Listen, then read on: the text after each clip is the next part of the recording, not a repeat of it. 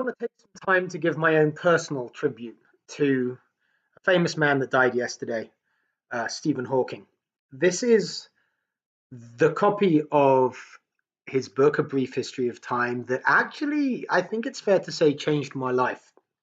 I read it on the advice of a history teacher when I was 14 years old. Mr. Bainham was his name, and Mr. Bainham thought I would be into this book, A Brief History of Time, and he turned out to be right. I was always into math and science. That was kind of my strongest suit at school.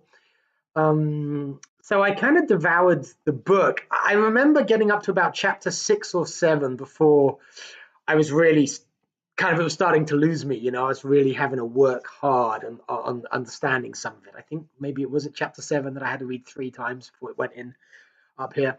But as I say, I was young at the time. I was 14.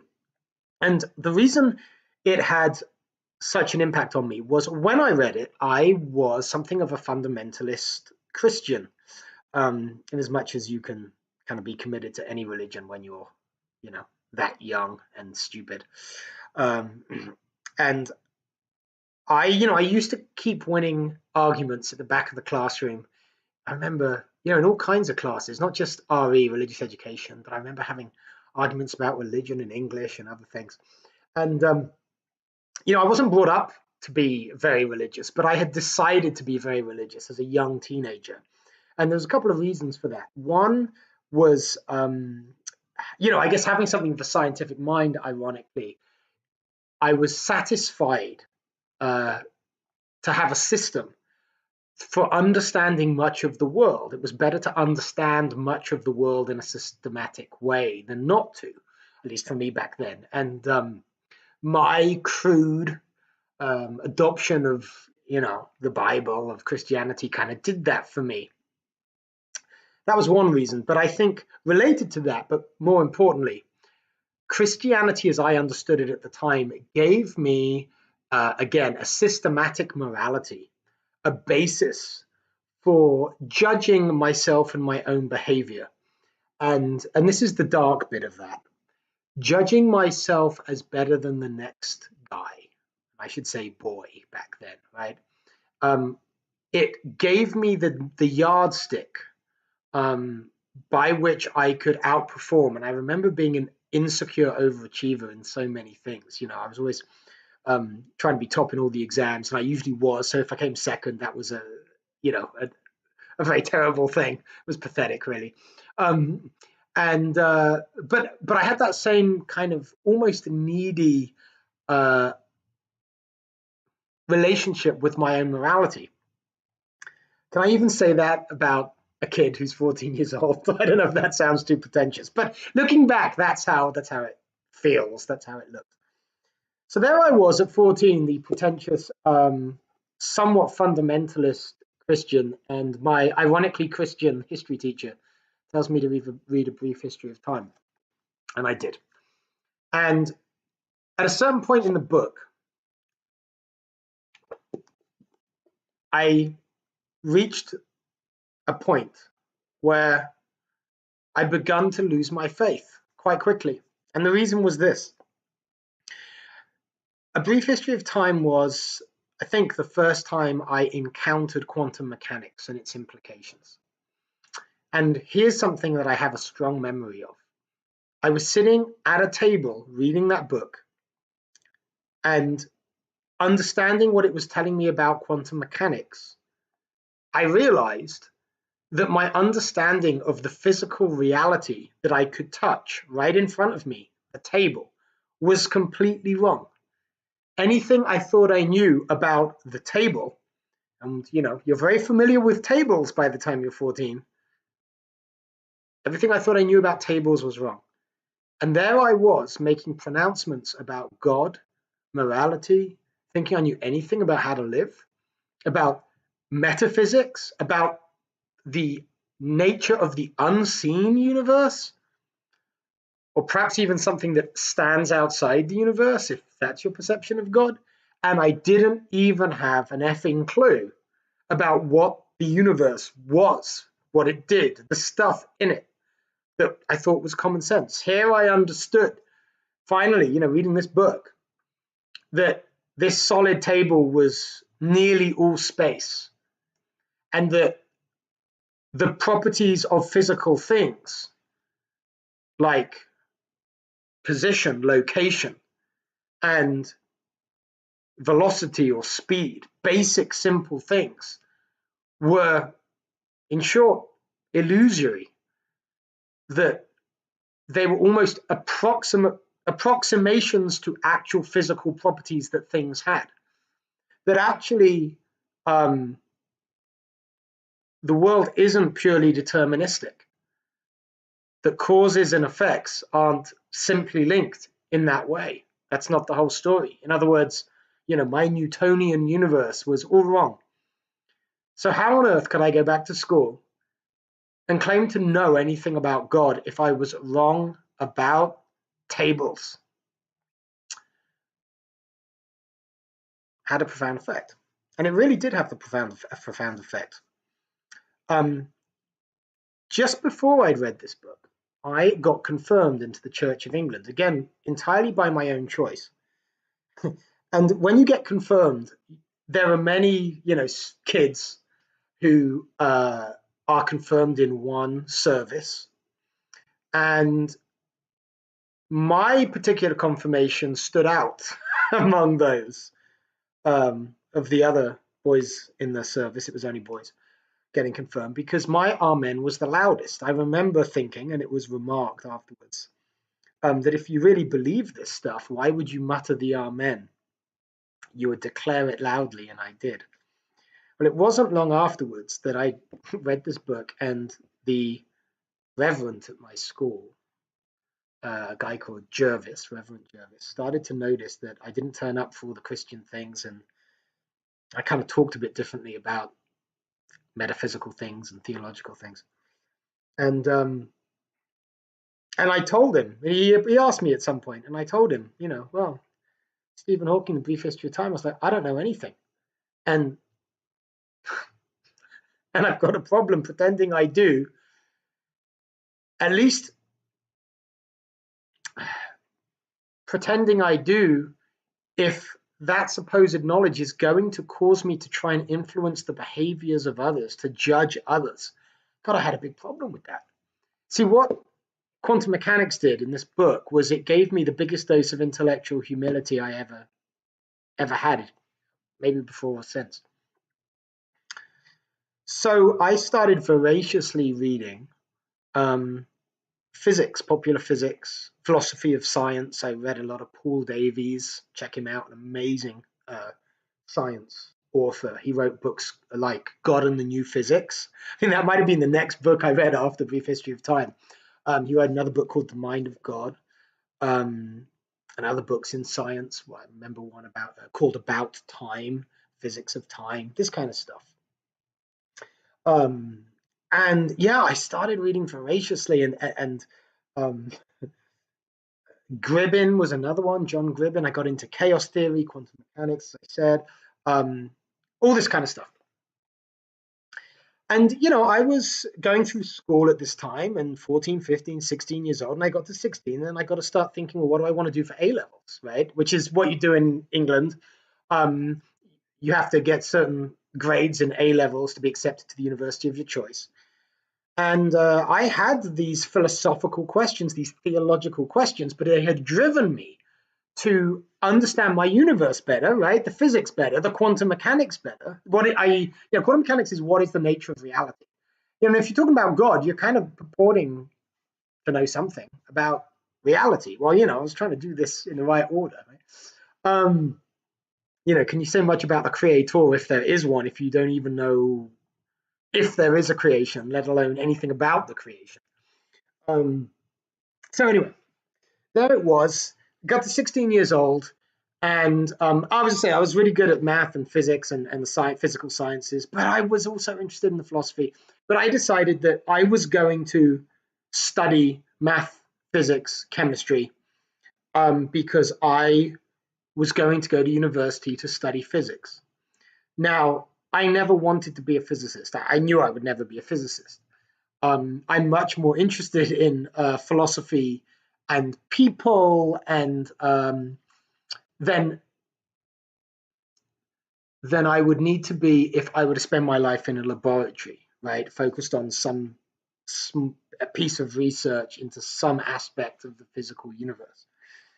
But I wanted to go to Cambridge to read physics because at the age of 15, 16, I realized that anything I might want to find out that matters, I could have a good college try at finding out just through reading books. Throughout my life, there are millions of books have been written in English about all kinds of things, and I can read English. I was well educated. I can engage pretty much any topic that I might have a passion for at any point in my life, with the exception of math and physics to a high level. It was obvious to me that although I did learn a lot from reading popular science, I couldn't really understand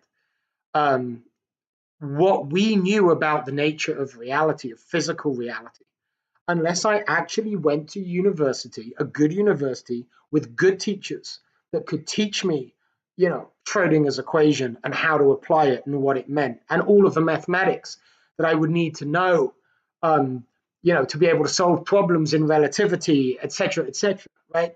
So I knew that if ever I was going to ever understand my universe, the only chance I'd have to make even a reasonable go at it would be to use my time at university to directly study math and physics. So that's what I did. I went to Cambridge to study physics for that reason, knowing I would never actually be a physicist. And it was brutally hard, right? I mean, at Cambridge, it's where all the Nobel Prizes are in physics, right? So many. Um, and it was tough. And there's a lot of geniuses at Cambridge. And they say about the fine line between genius and, was it genius and madness? Yeah, you see a lot of people at Cambridge in the math and physics department and others who maybe we could say kindly straddle the line. It was an amazing experience. But because of this man, anyway, Stephen Hawking, here's my point. I went to Cambridge to study physics. And once I'd done a degree in physics, I then kind of more directly grappled with philosophy of science. And it was, philosophical questions associated with science, to do with metaphysics, to do with epistemology knowledge, that had kind of got me into this, right, in the first place, that made me realize that studying physics to a high level was important if I was going to believe anything about morality, about God, about those things that matter. So, as I say, I did my physics degree and then I did a master's in philosophy of science. I concentrated on epistemology, knowledge, and sure enough, the laws of nature, causation, and explanation, right? It was great and I loved it. And also at Cambridge, I got to go to a lecture by this man because he was the Lucasian professor of physics at Cambridge University. And that was one hell of an honor. And occasionally I would even see him going down the street, King's Parade, not often, but going down the street in the town where I studied.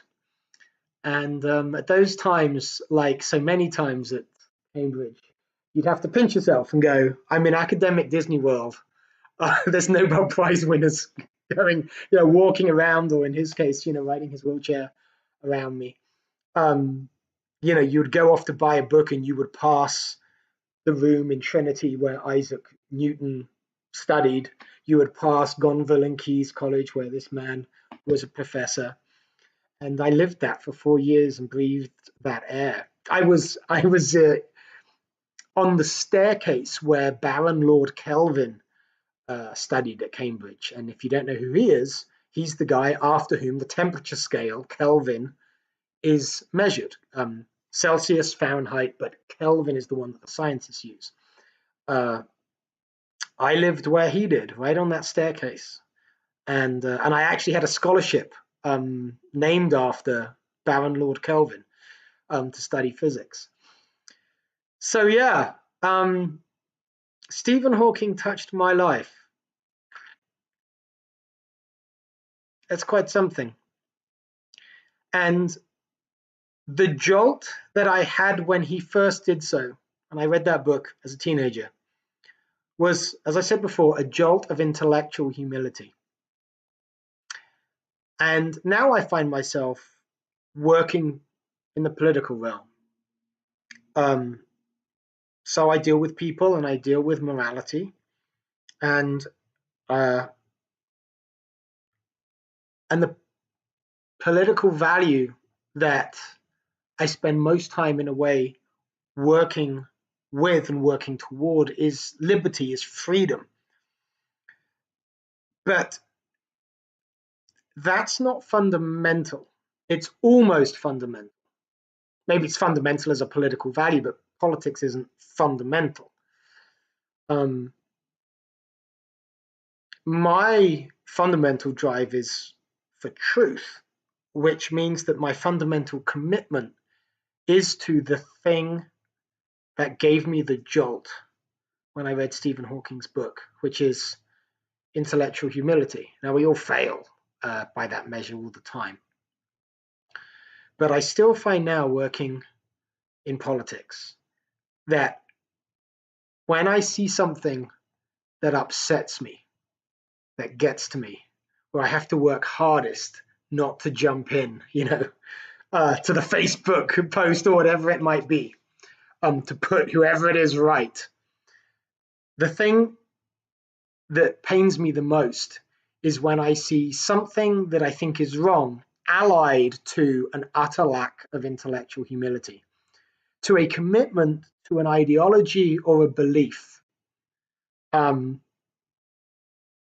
that overwhelms a commitment to truth, to improving one's beliefs, one's understanding, well, of anything, right?